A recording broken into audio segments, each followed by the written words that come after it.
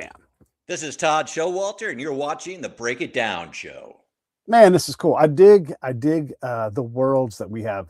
We overlap a little bit in creativity. Like I'm doing this podcast thing. You have your own show. Everybody go check that out. Put some links up in here for you. But in general, you keep cooking at a high rate. Do you work too much? Are you a bad boss for yourself? Well, I don't know if work too much and enjoying myself too much, or they're one and the same. Okay. Whenever I start not to, when the work becomes unenjoyable, that's when I kind of pull back. I'm kind of at the stage now that if I'm not having fun with it, it's really not worth it. So I work more than I ever have, to be honest with you, but it's also more Yeah. enjoyable work now because I'm kind of calling my own shots. Yeah. Yeah. Do you like being your own boss? Or do you like that stability of like a steady check? Like if you could No, I pick love an it. I love ideal, it. okay. Yeah, I've been doing it now. I guess I've been working for myself. It'll be 36 years now. I started back at, well, Mhm. no, 37. We're in 2026. I started back in 89. And I'd worked with other companies. Not too long because I'm not that old, but I was with an ad agency. I was with some newspapers, things like that. And I'm one of those people. I'm not a 9 to 5er. I like getting stuff done, as efficiently, as quickly as possible. Yeah. And to this day, I still know people that are just, punching the clock, waiting until 5 o'clock to leave. When a lot of the stuff, I found you can just get done in an hour. It gets dragged out to 8 hours, and so I like turning and burning. And my schedule works better that way. I Yeah. work a lot at night. I work at different hours, things like that, and so I'm able to communicate and hang with other people as I want to on a personal level. But from a Right. work standpoint, business standpoint, I love pretty much the system I've got as far as working on my own. Yeah. Yeah. The ad days, that world, Yeah. it's gone, right? That doesn't exist anymore. At least not like it did in the size and the scope. What did you work in Santa Monica, or where were you at when you in your ad days? Well, actually, when used to live in Burbank, and so Mm, when I back in the mid '80s, before I moved back to St. Louis, I lived in Burbank, and I was doing some stuff with the studios and whatnot. Actually, I lived right up the street from NBC, and so when I moved back, I had a job as an editorial cartoonist with a small Missouri paper. That led to an ad agency job in St. Louis, mm, and that subsequently went to the wayside because, again, a lot of the stuff was just still, even at that point, the 9 to 5. A lot of it from the creative side, it was dragged out and stuff that you could do in an hour. But it's all changed. It's totally yeah. changed now. The stuff that we were doing back then, is totally different now with digital marketing and everything that's going on now. So it's a completely different world.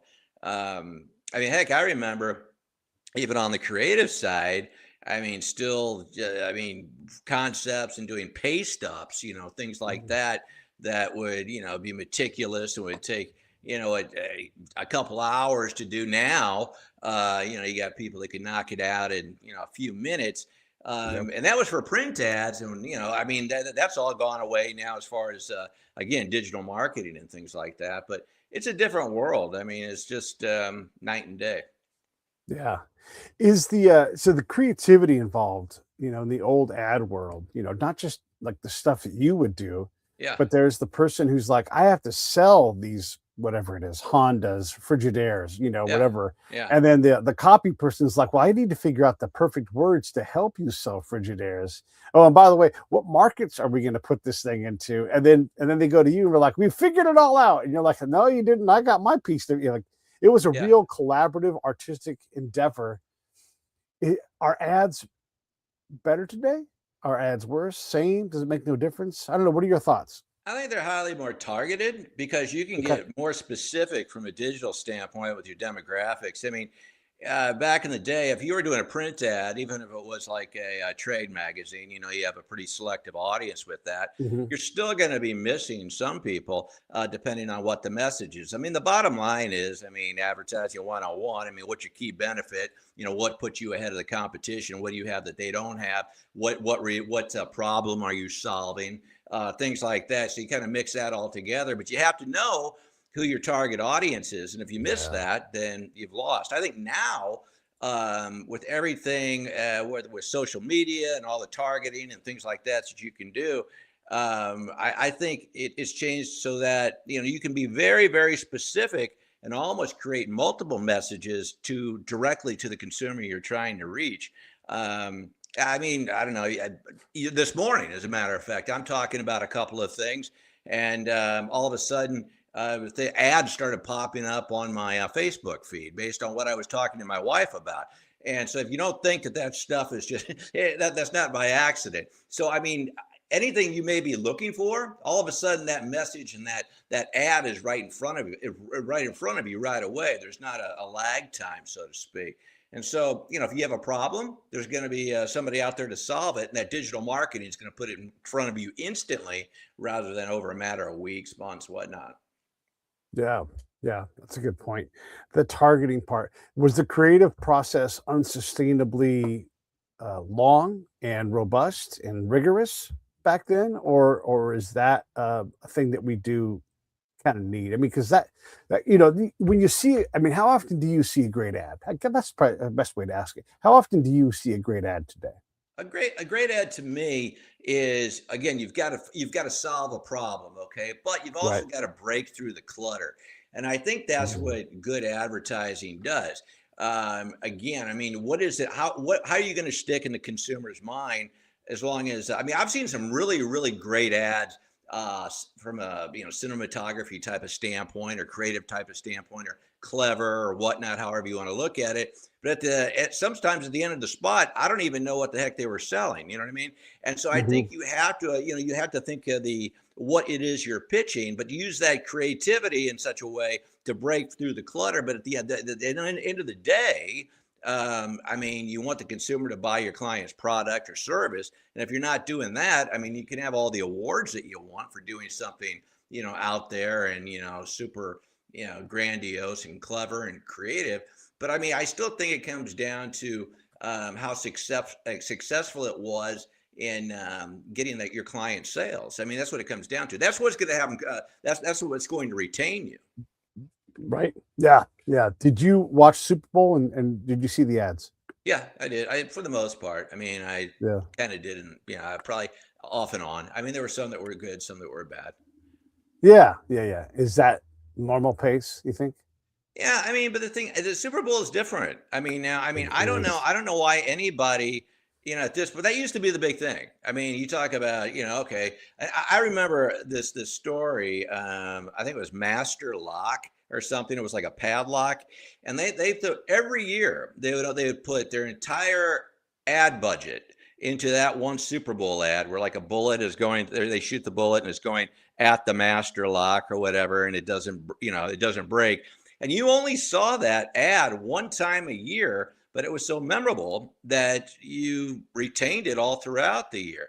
And I don't know if you have, and that, to me, I always thought that was, you know, really kind of amazing that you could have that big of an impact with one event. I think now, I think if I were a huge company or even a small business that had that kind of that budget, I wouldn't spend it on the Super Bowl. I'd spend a fraction of that and do targeted advertising and marketing directly to the consumers I was trying to reach. So I mean, it's a different game. Everything's a different game now. Yeah.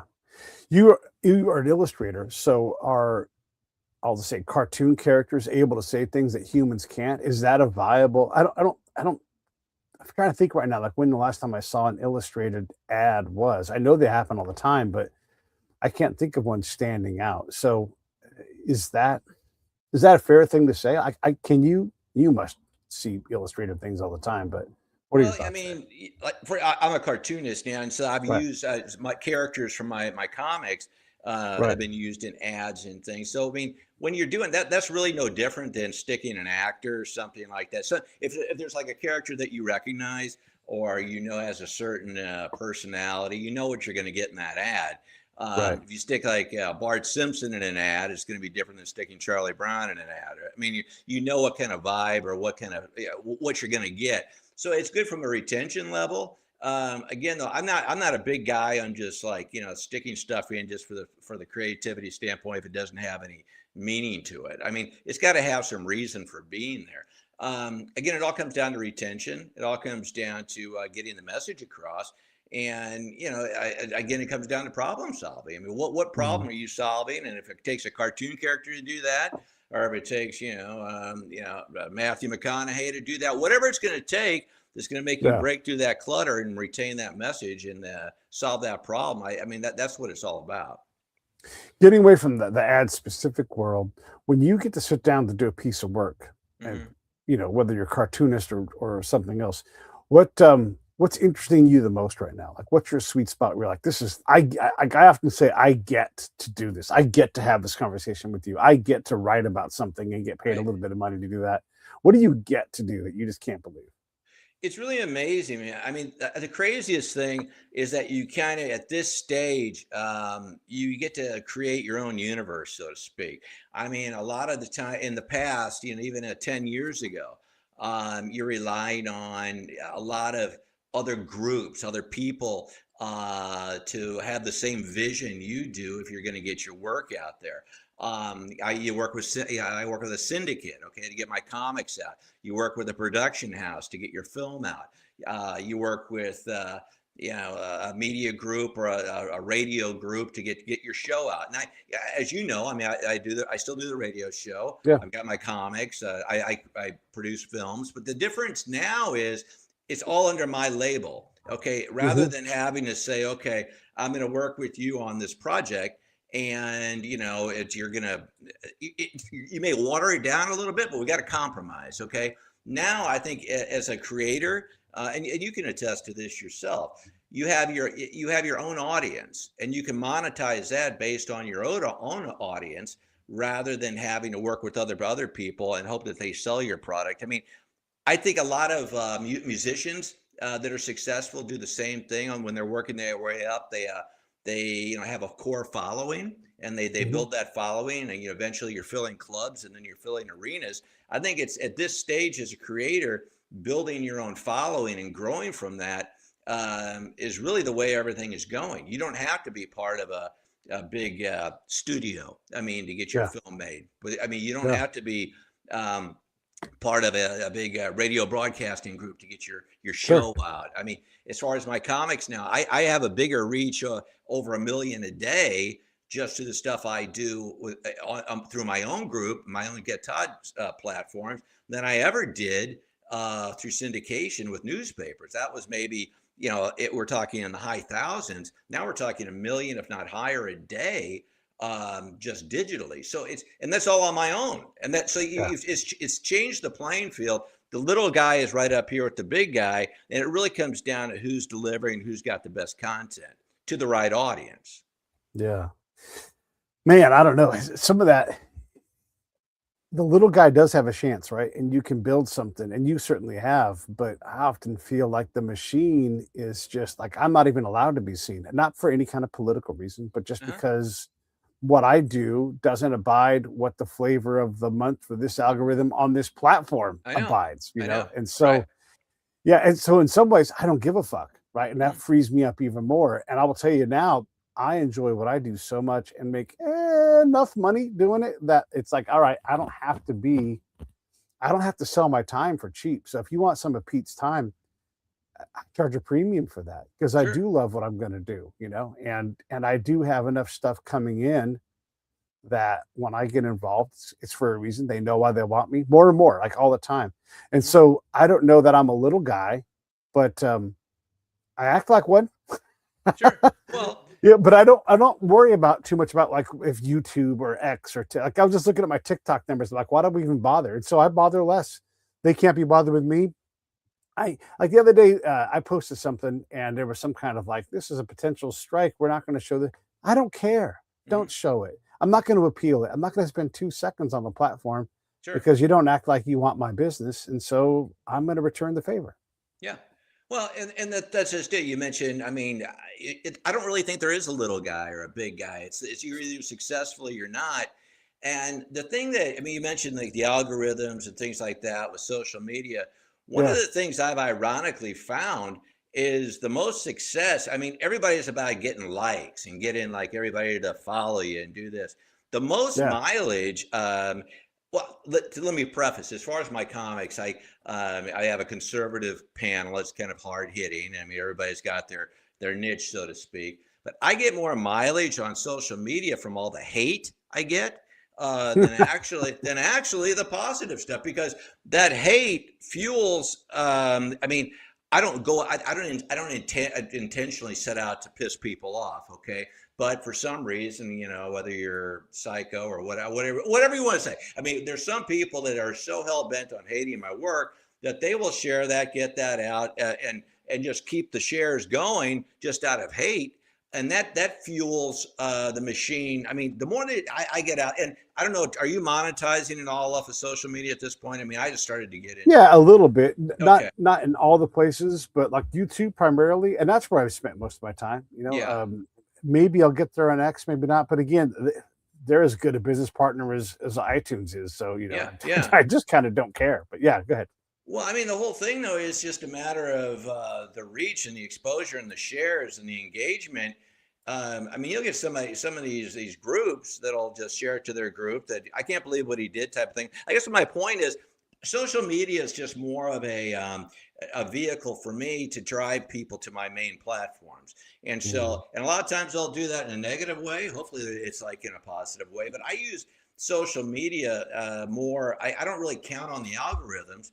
I count on people sharing through different groups, Sure. whether it's good or Sure. bad, to keep the wheels spinning, so to speak. So I think if you try to beat the algorithm, you'll beat yourself up over that every day, because it's Yeah. Yeah. impossible. So it's more This of a numbers thing to be shared, and you just get that engagement.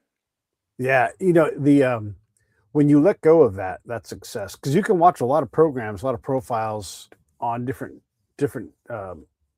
platforms, right? Right. So someone's got 1 million followers on X, Yeah. 1,000 on Instagram, a Yeah, 1,000 on right. Facebook, and you're Yeah. like, what the? So no one's reliably cracking this. I mean, there are some bigger brands that might have cracked it across all channels, but even they are trying to figure out how to be relevant. Even some of the biggest channels on YouTube, like Rick Beato's, like, I don't know how much longer I'll do this. They've changed it. I'm getting less impressions. I'm seeing less people. I can post a video and it'll get 0 spins, zero. Right. It's Right. like, how can it get 0? Like, that's not me. That's you guys. And so some of that is, I think it's freeing in that you don't have to worry about what the audience is, because I'm going to figure out where the audience is myself, and whether or not YouTube or X or TikTok or whatever helps me out. And that's kind of up to them. And I don't invest I try not to invest a lot of time in it, because really what happens is you become a consumer on that site instead of a creator. And Right. it's a real dangerous trap that all of a sudden you're scrolling. You're like, why am I scrolling? Yeah. Throw that thing Yeah. over your shoulder and get back to work. Well, not only that, I mean, if you're going to be, I mean, create, if you try to, you say, if I look at somebody that's really, got a lot of, say, Joe Rogan, his podcast, Yeah. you have people that try to replicate what's, somebody else is doing, and that's never going to work. I mean, you've got to, one of the things I do, I talked about the newsletter. It's more like a news magazine type thing that I'm coming out with here shortly. Yeah. But you have your own built-in audience through email, and for now they can't really, block that. But I mean, so you've got that type of control there where you don't have the algorithms. You've got, so yeah, I think the more direct you can be directly with your consumer, whether it's a YouTube channel, and build your audience, from within, from other different platforms, not from within, but just use other platforms to drive to those. That's the way to go. I mean, trying to figure out the mechanics and algorithms and all that. I mean, you can do that, but I think if you're just really unique and true to yourself, and turn out your own content that you feel the best about, I think organically, hopefully over time, that'll resonate and you'll build. I mean, like you said, they could change the whole algorithm platform tomorrow. And if I figured it out today, that doesn't mean it's going to work for me next week. So, I mean, I think you just got to stick to your guns and do what makes you, who you are. Yeah. Yeah. Cool. How do you determine that? How do you determine who you are? And then how long do you stay who you are? I'd say for me, it's always been in my gut. I mean, there's been stuff that I feel, it's like your sense of humor. I mean, what makes you laugh? I mean, there's certain jokes. I mean, that I know what I find funny, and it's just a lot of times people, especially my wife, she'll say that's not appropriate. But there's also a big group out of there that'll find it funny, And so if I find it funny, I know there's probably other people that'll find this funny, and I think it's when you fake it again.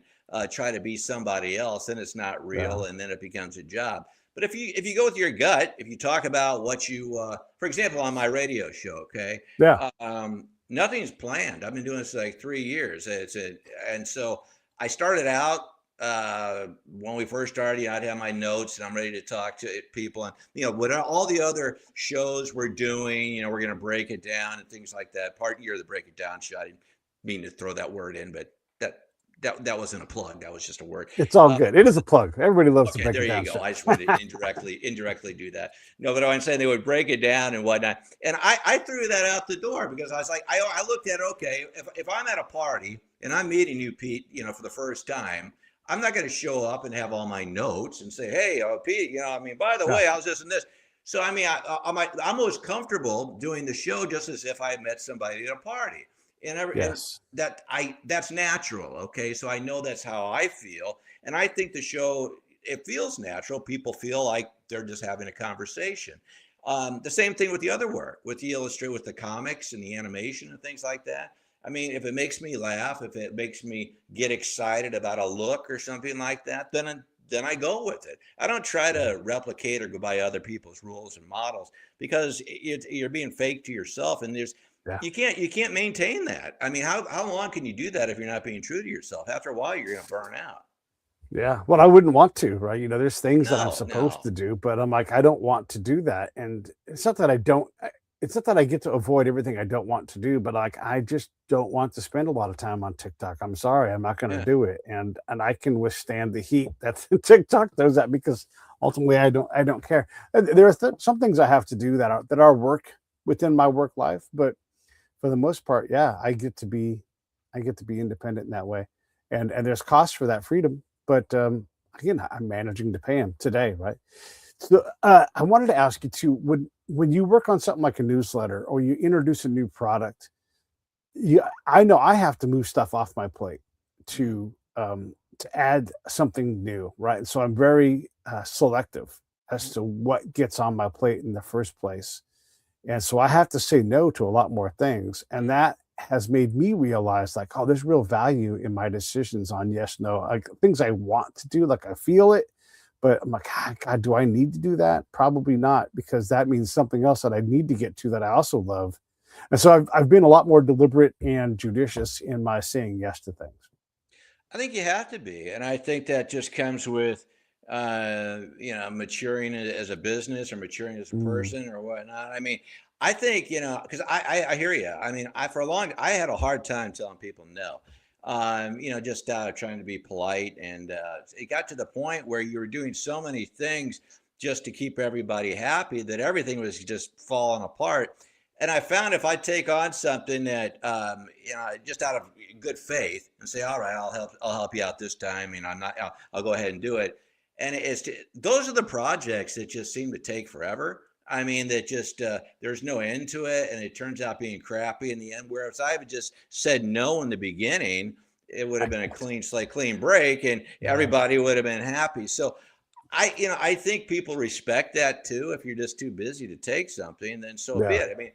If somebody were to say to me, if I said, hey, can you do this? And they say, hey, Todd, I'd like to, but I just can't right now. And, or they just say, no, Todd, I have no interest in doing that. Whatever. I'd rather have that than, Yeah. to come in and do something like a shitty job. And then then now everybody's upset about it. So, but it's hard. It's hard. And I Yeah. think when you're in a creative world, I think a lot of times there's like this scarcity type thing. People feel they've got to take everything just to keep the wheels going, rather than Yeah. focus on what they should be focusing on. And that comes from paying things too. Um, a lot of times, especially like on the visual side with the comics and things like that. I know people that would be taking any type of art job that they could just because they felt, well, I need this to, I need to pay the rent, or I got to do this or do that. Where after a while, everything becomes so watered down that if you're just selective and go after the bigger things that you really truly have your heart on, Yeah. uh, I mean, that's going to pay off in the long run. And like you said, you still got to pay the bills. But at the Yeah. same point, I think you can do that without saying yes to everything. Yeah.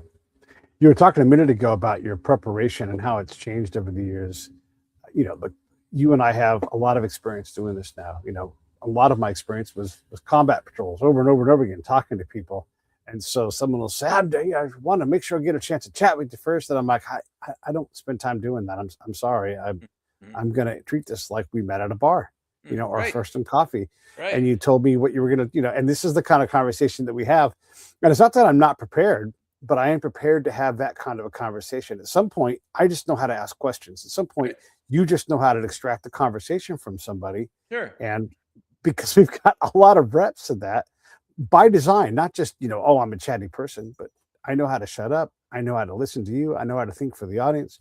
I know how to do all these things in real time. I don't need to read the book. I try to read the books as much as I can, but once Yeah. I get a sense of it, I don't need to keep reading it. And then that takes up too much time Yep. and takes things off my plate that I don't want off my plate. Yeah, and I think also you miss the spontaneity. I mean, how do you Yeah. know if you're trying to plan everything out, whether it's a show or just a conversation or anything? I mean, you find yourself, while you're answering my question, rather than me listening and getting something from that, and say what could we take from that and make something bigger from. I'm Yeah. already thinking of my next question. Well, I got to move on to this and this, and I think you miss stuff. Now, I think a lot of Yeah. times you can have a great question that has a different react. I mean, you can have different things that pull from one question rather than just try to go down your list, which is boring after a while. I mean, how do you have again? You just don't have a natural conversation that way. Yeah. Yeah, Yeah. so I don't know. I've never been a huge note taker. I've never been I just, again, I don't want to say wing it, but at the same Yeah. time, I mean, it's just natural. I mean, it's just, Yeah. Well, there's a distinction between raw, unprofessional, natural, winging it, and there's each. You can have elements of each of these things, but I am prepared. I know how to yeah, talk to Todd, right? yeah, And right. so what you think my preparation needs to be and what I think are not the same thing. And the other thing I like to say, Todd, to my guests, especially if they're like a little bit nervous, I'll say, "Oh, I understand. Okay, I'm the host. I'm really good at this. You're in great hands. My job is to make sure you shine, and I'm really good at my job. You Mhm. don't need to prepare anything. You are Yeah, prepared. I am prepared. We should just do the show." And then people go, "Yeah," because they'll start to borrow things that belong to me, the host, or you, the host, right? And it's like, no, no, those things belong to me. And I've got 2,000 episodes. We're going to be just fine. I promise. We're yeah, going to have a yeah. conversation. It's going to happen, and it's going to be good. Yeah, and that's what counts. And I think going into it that way, it Yeah, makes your guests comfortable. No, and then yeah, okay. Because again, there's certain things that I don't think you can prepare for if it's going to be if it's going to be real. right, That comes right, across. So yeah. yeah, so good. I'm I not know, like prepared. when I've done your radio show, and it's always fun to do that. You'll ask me about current event stuff, and even if I'm not read up on that specific current event, I still have a sort of way of be giving you an answer that's going to be valuable to your audience. And because I want to be a good guest, I'm also trying to bring the energy and say something that is true, but also it's curated at a level that, like, hey, this is going to be interesting. They're going to like this story. So even if I don't have like a point by point thing about, I don't know, President Trump's operations in Venezuela, I have things and experiences that I can draw from to still give you a great answer. But again, that is a skill, the guesting side of things. Oh yeah, sure. And again, you mentioned that you know what you do based on doing it through 2,000 episodes and stuff. I think Yeah. you can also, after that much time and just experience interviewing or having conversations with people. I mean, you can kind of steer. Everybody's different. Okay, you don't have Yeah. one. There's not a cookie cutter guest. I mean, and you can kind of feel. Okay, is this person uncomfortable? Are we like going over the line? Are we? And do I need to push harder? And it takes a while to actually develop that, and that just comes from, and that's not a show, that's just life. I Right. know, that's, you have a conversation with somebody that's antisocial, that sticks their foot in their mouth all the time. Yeah. Yeah, you have to know, you have to have a feel for who you're talking with. Right. Even if it's somebody you can't see face to face. When I'm talking to somebody on the radio, I don't see who they are, but you can kind of get that sense of, what's going to make this conversation better for the listener, and Hmm. not make the guest uncomfortable. Yeah. What does the guest uncomfortable sound like to you when you're talking? What do you pick up on? Defensiveness. I mean, a lot of times, because when I say, I always like to say I know the line. I mean, if you can put, I like Hmm. to push it. And I think one of the reasons my show to this day, they tape it. Okay. I think they're afraid to go live with it because it was that line. I like to push it right to the line to try to, get as raw of an answer as I can, but I don't try to push it over the line. And sometimes, however, I mean, if you're close to that, at least in my experience, or if you're a little bit over it, my guests typically get very defensive, and I don't want to say Mm. hostile, but I mean, it's as if I mean, you can tell if you've hit on something that maybe they're not comfortable with, and I always try to diffuse that with humor. Okay, and so like I'll try to be self-depreciating or take it back on myself or whatnot. But I usually see it's and I mean, you've hit like on a good topic, unfortunately. I mean, if they are very defensive about it, because okay, now we're Yeah. getting somewhere real. But again, I mean, I don't know if I don't know if that's the I don't try to intentionally do that, but I do know just from experience that there's some defensiveness, or on the other hand, they'll just shut up and not want to talk anymore. But again, I mean, the hard Yeah. thing is just making sure that you keep them engaged and comfortable. And I don't know if they get hostile. I mean, I guess that's good radio, but that's not my radio. Yeah, yeah, but that's not my radio either. I don't mind some confrontation. I don't mind some dissent, Yeah. but I want it to be collaborative. I don't want it to be some kind of combative thing where we're just going for the reactions for the sake of the reactions. Yeah, That's not I what I'm think you trying to see do. a lot of that. I mean, you look at, I mean, I don't want to be like Jerry Springer, or like, or some of these people Yeah, that, yeah, just, that's what they thrive on. That's their shtick. Because after a while, that just gets boring. I mean, I know there's a very popular, I won't call him out by name, but there's a popular conservative host that, in my opinion, I mean, he's very popular, but he screams all the time. And I'm like, mm, this show would be so much better if you'd keep your cool and just not have to scream. Because I've always had this belief that the loudest person in the room is usually the stupidest. Because you ever notice that? I mean, whenever you're talking, say, if you gotta be real loud, you gotta get out the. I mean, you're kind of making up for the fact that you really don't know what you're talking about. And I've yeah. seen, and a lot of these guests, or not these guests, but some of these, this one particular host that I'm talking about. I mean, that seems to be. I think the show would be so much better if you just calm it down and quit the screaming, because then it kind of puts you on a more intellectual level than a circus clown. I mean, so Sure. I mean, I Yeah. try to keep it cool. When I'm on a situation like that, I've been on the air with Glenn Beck, and he wanted to talk, so I let him. Yeah, yeah, And I had a lot of specific knowledge about the thing we were talking about, and so he and the other guest, were pontificating, and I'm using that word accurately in this case. right. And then I was able to sit back, and the host drew me into the conversation because, hey, like, I'm not going to fight for time. That's not what I'm going to do. And I was able to say, well, as the one person who's had combat experience in this theater, here's what I'm going to tell you. And it hit like a I don't know, iron on an anvil, like, Right. wow, holy Yeah. shit, there's a guy sitting here. And Glenn Beck totally changed his attitude about what he was talking about. He became more inquisitive. Glenn Beck, the host, came out Right.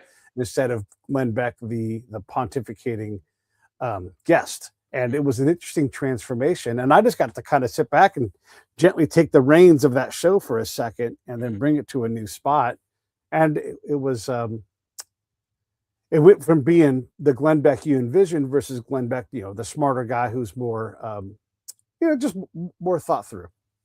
Yeah, I think you hit a really important thing on the head right there. I mean, I think and I think a lot of young hosts and new show hosts have this problem. A good host Hmm. will pose a poignant question, hopefully an interesting question, and then shut up. Yeah. And listen. I remember when Joe Rogan got I hadn't even listened to Joe Rogan. He got this huge Spotify contract or whatever, and my kids they listen to him all the time. I never listened to him, and so I go, wow, he's making a gazillion dollar. I don't know how much money he was making, some crazy amount. So I decided to listen to him, and I was amazed at how little he said. And it was Hmm. just he'd throw stuff out there, and he just let the guests go, and it was conversational. But I thought, this guy's making all this money for like really not saying too much. I thought that was genius. I Yeah. think as host, I think a lot of times hosts try too hard, and they try to, interject their personality. I mean, you talked about Glenn Beck. I mean, if the host is talking more than the guest, then that's not a good show. I mean, you have Yeah. guests on because you want to hear about what they can bring to the table. Your audience already knows about you. I mean, so why not just do a monologue if that's what you're going to do?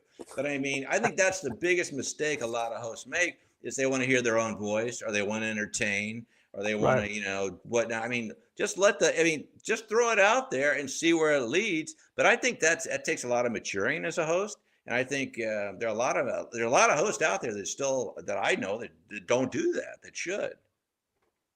Yeah, it's the audience. If they don't know you as the host, you owe them some explanation.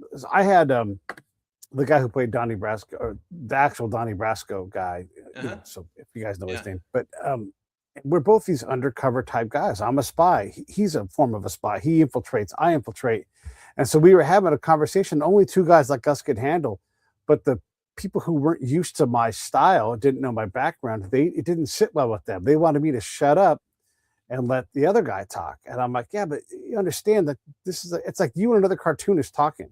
You guys are going to have this really great banter back and forth because you have the ability to have a conversation that you and I can't have, and it's going to be rich. And so I have to balance what the audience needs and what the audience wants, right? As I do this, and I have to think about that in real time.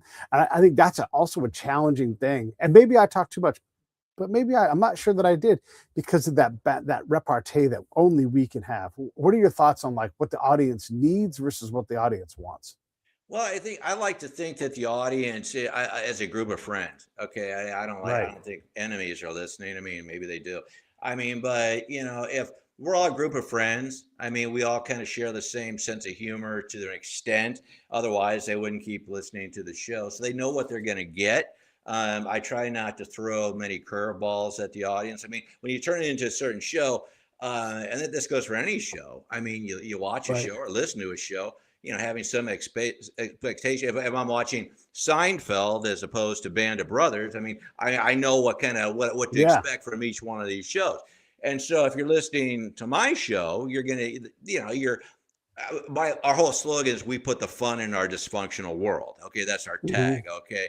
And so, you're going to get lighthearted, some humor, but still poking fun and with satire and all the goofiness going on in the world. So, you're not going to get, Bill O'Reilly or some serious, pundit up there being serious.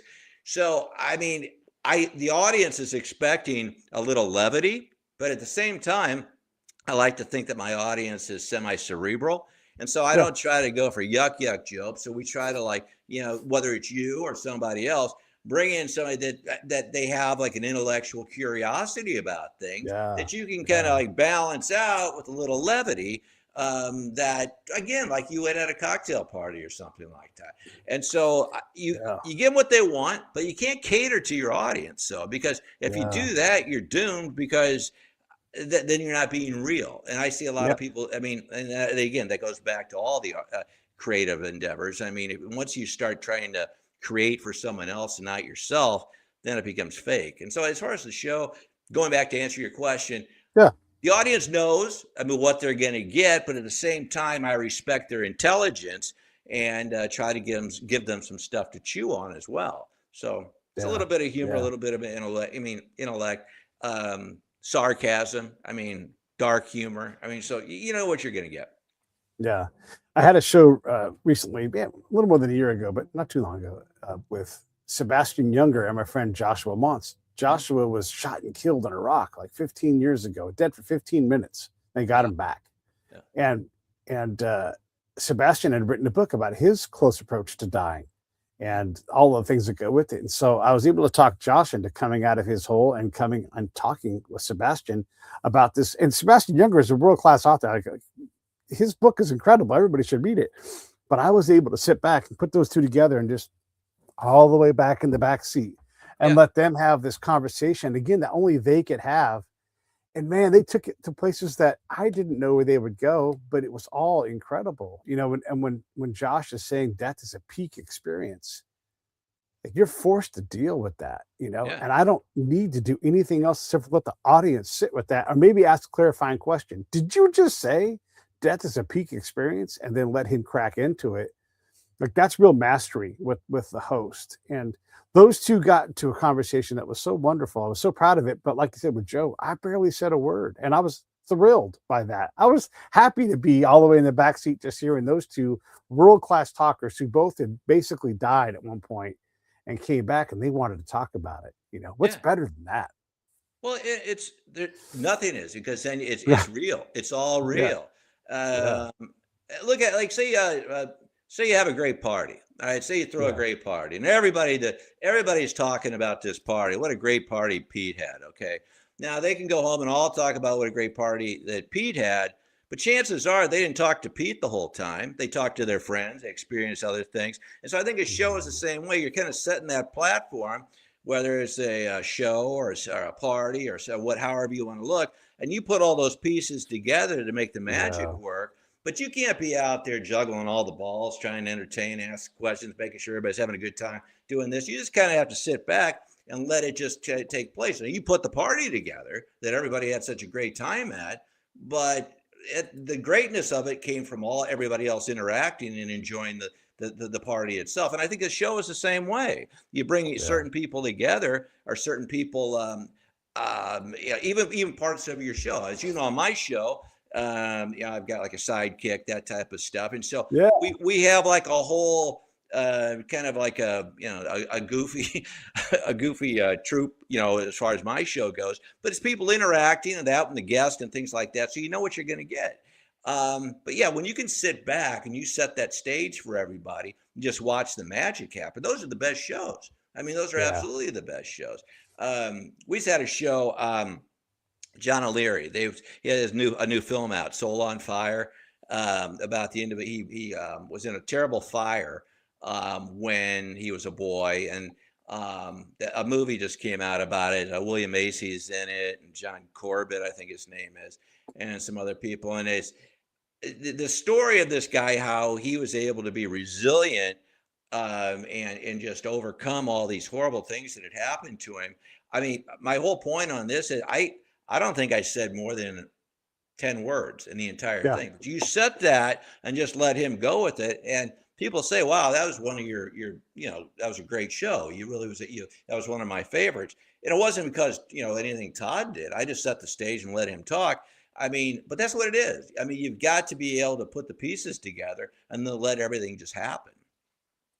What are you learning along the way? I mean, hosting aside, okay, great, you're a good host, right? Yeah, that's table stakes. What's Todd learning about Todd, about the world, about how these things all go together? Because I'm amazed at what I know now and what I can converse intelligently about now, and the wisdom that's packed in these things. But what have you found? I find that I'm always there's more that I have to learn. I mean, I think just as soon as you think, okay, I'm at this wiser stage now, and I can kind of go around with this confidence, knowing that I've lived life through some hard times and done this and done that. You can't be comfortable with that because then all of a sudden the bar is all starting all over again. I'll give you an example. I mean, I everything happening now with the digital world and all that, my kids know more about it than I do. Okay. So I Yeah. think one of the things I'm learning is that I still have so much to learn. I don't think you ever quit learning, because the minute you think you've learned it all, there's like a whole nother chapter of stuff that you haven't learned yet. And so I think, I'm comfortable with the fact and not knowing everything, and admitting it, and it just letting people know if you don't know something, don't fake it, find out about it so you can learn. And so I think the thing that I'm learning the most right now is I still have a lot to learn. I don't know if that makes Mm, sense. mm. But yeah, I mean, I'm far from knowing it all because they're always raising the bar. Yeah, they're always raising the bar, and there is always something, but also the ability to navigate through. When you do this for a living, you can understand when the bullshit starts to seep in. I don't watch the news anymore because it's Yeah, just yeah, just just just a bunch of nonsense designed to make me crazy. I saw a scroll across the bottom as I have my own scroll. My own scroll promotes me, but it was like electric car catches on fire. Like, oh come on, like is that Yeah. even news? Like Yeah. if a regular car caught on fire, if someone's motorcycle, it's not even news. It's just designed to create chaos and make you think that the world is something other than it is. Because when I go out and interact with the world, it's not the place that they're showing me on TV. Uh-huh, uh-huh. Isn't that interesting too? Yeah. I mean, because I talk about that a lot. I mean, it's you would think. I mean, everything that you see on the news, and I don't even want to call it the news anymore. Okay. It's just a show. I mean, it's all Yeah. entertainment. It's all, and I'm talking about the Right. mainstream news. I mean, I'll give you an example of that. My son, he's a TV reporter at in a Missouri station, and they're locally based and things like that. And they actually, I watch his show, and they're actually reporting the news on things happening regionally. So people watch that and they say they're finding stuff out. You watch the mainstream news, and I can Right. watch. You don't know if any of it's real, and almost none of it is, because I can watch Fox and get one story. I can watch CNN and get another. So nothing matches. And so when it's all about sensationalism and just getting everybody to fight. I mean, again, I brought up Jerry Springer. It's like the mainstream Hmm. news has become Jerry Springer because that's what gets views, that's what gets boost ratings, that's what builds popularity, and it's not about the news anymore. I mean, I Yeah. mean, and when it, and I don't know, I don't see that changing. I think it's only going to get worse, but I do think, hopefully, people will get to the point where they'll finally see the emperor without his clothes on and know that this is all fake. Because the one thing that I don't get are people that still think it's real. I mean, do you know people like that? I mean, I do. I say, oh, it's on the Yeah. news. It's got to be real. Well, Right. it's no, it's not. I mean, it's ridiculous. But no, Yeah. I mean, it's sad. It's really sad.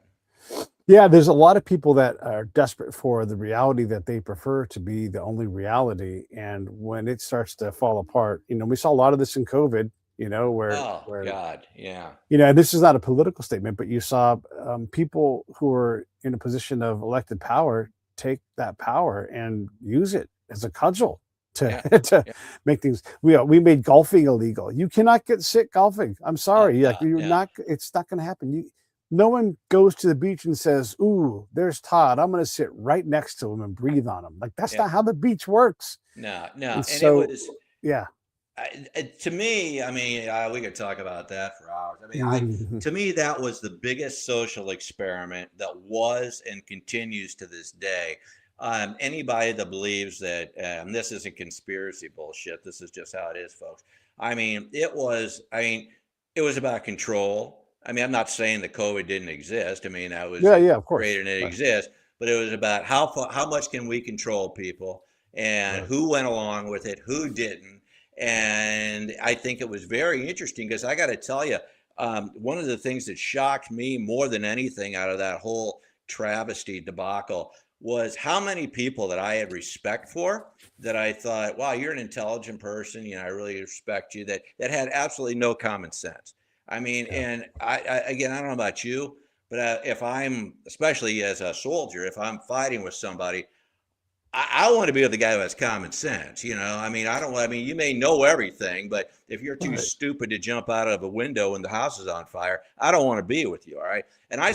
I think with the whole damn COVID thing, I could not believe how many people who I thought were intelligent were just outright stupid. I mean, over the things Yeah, that they would go along with. And it was the biggest social experiment. I don't think it's over yet. I still think, I mean, it's still going on. So, yeah, yeah, I mean, and then the news, going back to what we were talking about, they were part of all that. I mean, yeah. they were a big part of the wheel to make all that work. And I think diabolical, just absolutely horrible. And based on everything that they did, along with everything else they do, I have no respect for the mainstream media. Yeah, it's certainly no trust, right? And we've seen that, and that's why channels like yours and mine can thrive because, look, I may be wrong about something, but if I find out I'm wrong, I'm like, oh, I was wrong about that. I've evolved. I evolve all the time. I'm not going to say you can't say that the virus came from the Wuhan lab. Like, no, no, it came from a wet market. Oh, but there's a lab. Yeah, right, From right. with the fact that okay, like you might disagree, dissent is allowed, and when the news is saying you can't do things, and then here's the thing that and I don't want to get like too again political on this, but when someone shows me a picture of person they don't like, Marjorie Taylor Greene, who I don't give two fucks about, but Mm, it's the worst possible picture, or it's Nancy Pelosi, and they've made her look like a goblin, you mm, know, like yeah, you've lost me because yeah, I that is you are trying to influence me rather than inform me, and right. I'm out, and so I don't go for all of that. Whatever Melania Trump is ugly or Michelle Obama is a dude, hi Big Mike, kind of thing. I'm out. I'm not going to pay attention to that because it's not about a real thing. And there's so much of that news. So I appreciate that you don't do that on your channel too. Like if I have an opinion that maybe differs from you, I'm just trying to say this is what I think this is, and you're all about it because we can take dissent. We don't have to all agree. We're not all perfectly knowledgeable or right. Right. You and I both do a good job of that, and I appreciate you for that. Well, thank you, and that's how it should be. That's how it should be. I mean, Mhm. I mean, you go back, you divide and conquer. Okay, so if you keep everybody divided, you're going to conquer them, and it's all about division and control. I welcome, I mean, people on my show that have totally different opinions because that's what a good conversation is. I don't want to talk to a yes person that just goes along and kisses Mhm. my ass the entire time. I mean, good conversations are when you can have intelligent debates or when you can talk things out and they'll walk away as friends at the end of it. I mean, that's the other, I mean, when did all this, I mean, I've lost so many friends. I mean, so many friends that I thought were friends. I mean, this is over what? Just over beliefs, over politics? You knew I Right. felt this way 10 years ago. Why is this a big issue now? And when we Right. all start thinking the same and we all start acting the same and we all start being the same, that's scary. Okay, I mean, you talk Yeah. about kind of like 1984 type of stuff. But no, I Yeah. welcome people that are that are different. I mean, because that's what makes that's what good conversation is about. I mean, I'd Yeah. rather have a conversation with somebody that I didn't agree with and hear what their point is, and I can say my Sure. point rather than having a conversation and say, well, I don't understand this about your candidate. Well, you're just a Nazi. You're this. No, I'm not a Nazi. I'm I not a don't think it's a Nazi. Nazi. I'm not any of this stuff. Just knock it off. You're acting like you're two. I mean, let's just have a conversation here. And Yeah. when did we stop doing that? We just started name calling like we're back in third grade Oh my recess or gosh. something. I Yeah. mean, All the it's time. it's ridiculous. But Yeah. I like to think I hope that we're finally, we eventually get to a point where a lot of that, where people wake up. But I got to tell you, I mean, now you got all this stuff with AI and deep fakes and all the other stuff happening. I think until Mhm. people like kind of start realizing, okay, I've had enough of social media. I've had enough of this. I just want to kind of like, get back into my own head. I think it's going. I don't think we've been at our peak yet. I think it's still going to get a lot worse before it gets better. Yeah, I mean, the amount of deception and, the human ape loves to join a cult. And so Yeah, we are yeah. all one relationship away from cultifying ourselves, Oh, we it's all the think same. we're innocent, but Yeah, that's how we're wired. And yeah. so like the Nazi thing's a great example. That has been said so much and sold so many times. A lot of people have bought it. I see the similarities between today and Nazi Germany. No, you don't. No, you don't. Stop. But you can't even say it to them because they're so. And I'm giving a particular kind of cult. Again, we all belong to cults, Oh, sure, so sure. whatever. Yeah, But yeah, it changes how I interact with that person. Because it's not that I don't care about them, but they believe that, and all right, that's what you believe. I'm yeah, still going to get along with you. I'm probably not going to talk, and I pretty much don't talk politics with really anybody. yeah, yeah, yeah. Um, because it's not worth my time. And Mm, and by the way, I'm not in charge of policy. right, So what what am I doing? I'm trying to create these conversations, these movies I'm trying to create. I'm trying to build a film studio in my hometown. I don't need to worry about politics. I just need to work within the policy system to create the outcomes that I want. And that's hard enough. So I don't need to worry about what Donald Trump did or didn't say or what someone said about Donald Trump. I don't care. I don't right, care. right. No, and I agree with you. I agree with you. And it goes back to what you were saying before. Sometimes you just got to walk outside and have a conversation, in your environment and realize we're all not really trying to kill each other.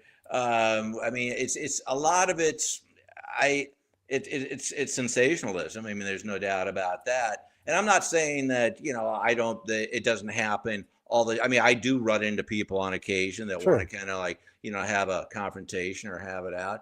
But who's that helping? Okay. I mean, if we Yeah. can have a conversation and then, both bring our valid points to it, and then at the end just walk away and say, okay, we're going to agree to disagree and still shake hands and be friends. That's great. That's fine, Yeah. But when it gets to the point where there's name calling, and if you don't believe my way, you're wrong, and you're this or you're that. I mean, it's really. I mean, it's again, talk about social experiments and kind of weird stuff. It's a crazy time. I mean, I had this argument, not argument, it was a conversation with somebody about all the times in history. And I used to have I'd get an argument with this guy. Actually, he's on the show, Yeah. about, I think we're living in the craziest time in history. Now, you got other people that would say, no, we had it crazy back in the 60s or back in the 40s with World War II and things like that. It was all crazy. It's always been crazy. But you look at everything that's happening with technology, the COVID bullshit, all Yeah. the division and everything. Now, AI and the deep fakes and stuff. If this doesn't rank up there, at least in the top two, I don't know what time period does. I mean, Yeah. because and the ones I feel the most sorry for are the kids. I mean that. I mean, Mhm. you see a whole generation of kids, whether they have their face in their tablet or they didn't have any social skills based on COVID because they had to stay home. I mean, you see what's happening to them as a result of a lot of the stuff going on. And when are we just going Yeah. to wake up and say, hey, look, let's just be human beings and live life how we're supposed to be living it? Because again, I think we're far from hitting the peak, but I hope Yeah. that once we do that, finally people wake up and we can get a little bit of normalcy. Yeah. Most of us are more alike than not. We can all remember that. We get to disagree on things. We get to Yeah. be wrong about stuff. And wherever you're at is where you're at. Wherever I'm at is where I'm at. This is kind of word salady, but I'm not in charge of where you're at. No, no. And I'm barely in charge of where I'm at. So if I need to catch up to you, give me a minute. Maybe I'm busy. Who knows, Yeah. right? It's just, yeah. Let's not throw people away. Let's not just block and ignore things. Tolerance ain't easy. The things you love to tolerate are easy to tolerate. It's the things that are hard to tolerate that you're forced to grow and learn how to adapt to those situations. And So just so to walk speak. and just walk away. I mean, honest to Yeah. God, a situation. I've got a neighbor. I'm not making this up. I swear to you, this is true. And he's my neighbor. I mean, we got to coexist. But Yeah. he believes the Titanic was faked. Okay. Oh Now my I'm gosh. thinking, okay. I mean, that I've heard a lot of crazy moon landing and things like that, but the Titanic is fake. Okay, this is Yeah. all new to me. Now, here, what am I going to do? Am I going to call him a Nazi? Am I going to make him move, or am I going to do so? I mean, but you got to coexist. And so I was just like, wow, that's something I never really thought about that. I got my mail and went inside, So I mean, why can't we do that about other things too? Because a lot of the stuff that's being thrown out there these days is just as crazy as that. Okay. And so rather than get all confrontational and want to kill each other, just, okay, I've never thought of that. And just be on our merry way. I think we'd all be a lot better off. Yeah, I agree, man. What do you want to promote before we get out of here? Thanks for coming on the show and everything else. But everybody, check out Todd's work. Here's the first thing we can send you towards Oh, thank you. Thank you. toddspod.com. Yeah. What Yeah, that's else? amazing. Well, again, I'm launching gettodd.com. It's going to be a platform that pretty much encompasses everything, the new YouTube channel, the newsletters, the cartoons, the commentary. We've got some special stuff too that should be launching this week after a lot of trial and error. And so bear with us as we try to work out the kinks. But that's going to kind of like put everything under one umbrella, so to speak. But yeah, check that out. And I invite people to not just be, watchers and enjoy it, but I invite people to get involved, and interact, and there'll be opportunities to do that and be part of the community, so to speak, so we can, all get along or not get along, but then, not get along and still live with each other. So, yeah. Yeah, and I appreciate it. Yeah, and just so everybody knows, like, I didn't purposely bury the lead. You guys know how to look up Todd Schowalter, right? I mean, look, you got 2 websites here. You guys know what to do. And guess what you're going to discover? He's a wonderful guy, and he's super talented and has this incredible background. We've covered that on previous episodes. So just, you guys know it. Just trust me. I'm going to put good people in front of you. And so I Todd is appreciate back on the show. I, Go look at Todd's work.